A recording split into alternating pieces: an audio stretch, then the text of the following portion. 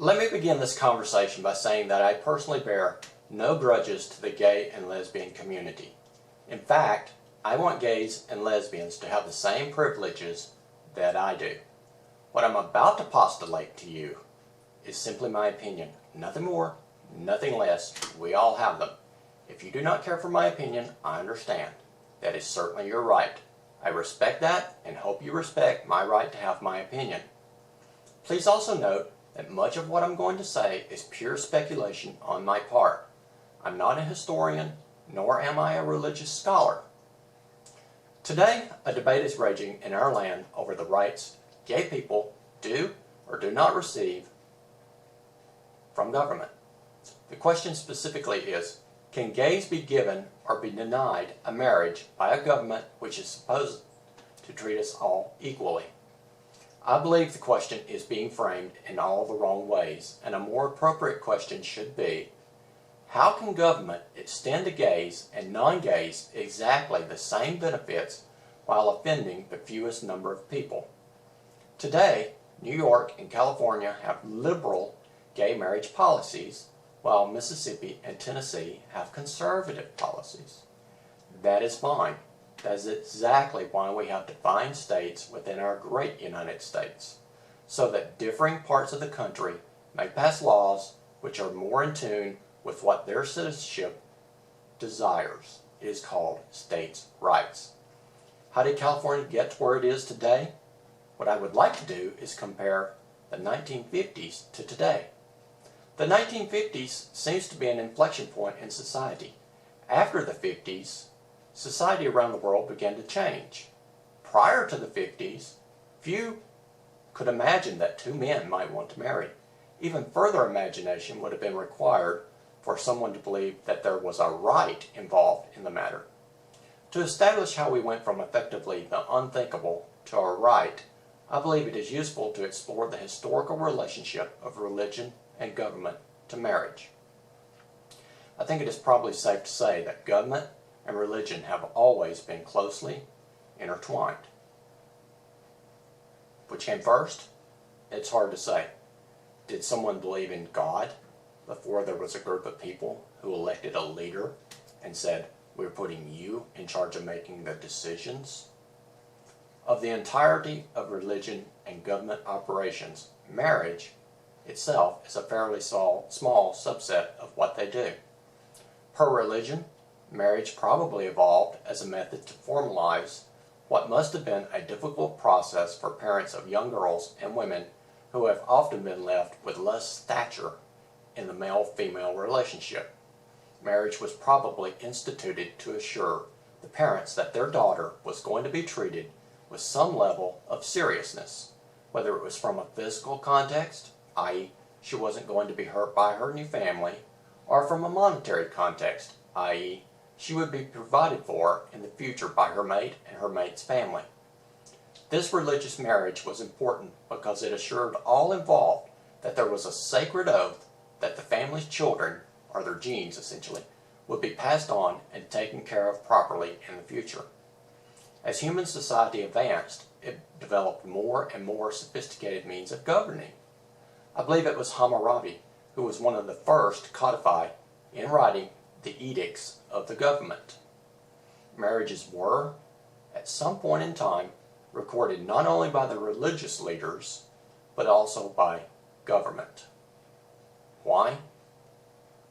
As we all know, marriages fall apart because of arguments. Government has been called upon to serve as arbitrators of those arguments. As we know, we have all types of religions. For example, we have people of the Jewish faith, the Christian faith, the Buddhist faith, and the Islamic faith.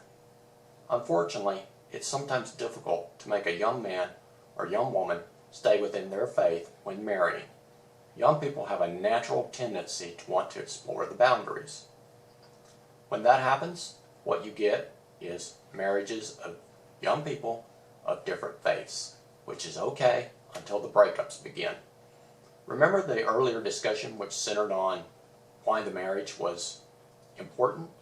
Unfortunately, when different religious faiths become intertwined via marriage, they don't always see eye to eye during the breakup.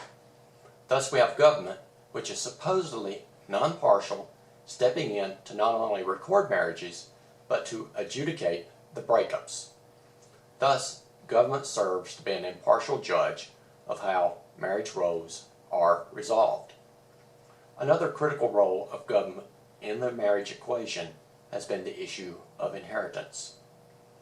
Government stepped into the role of ensuring inheritance is done in such a manner as dictated by the deceased. So over the years, government and the church, often working together, have served as arbitrators of marriage and the inevitable demise of marriage are people, either by divorce or by death. Even today, after centuries of working in parallel realms, government and religion both consider the term marriage as part of their lexicons. Going back to the 1950s, as noted, few people ever imagined two women wanting to marry. Did gay people exist in the 1950s? Of course they did. We have plenty of historical records to indicate just that over the ages. Now, when there was a gay relationship, was there a need to protect and sanctify the union of the families involved? No, because there wasn't anything on the line. The families did not approve of the homosexual relationship, and ultimately there was nothing to protect since children would not be arising from the relationship.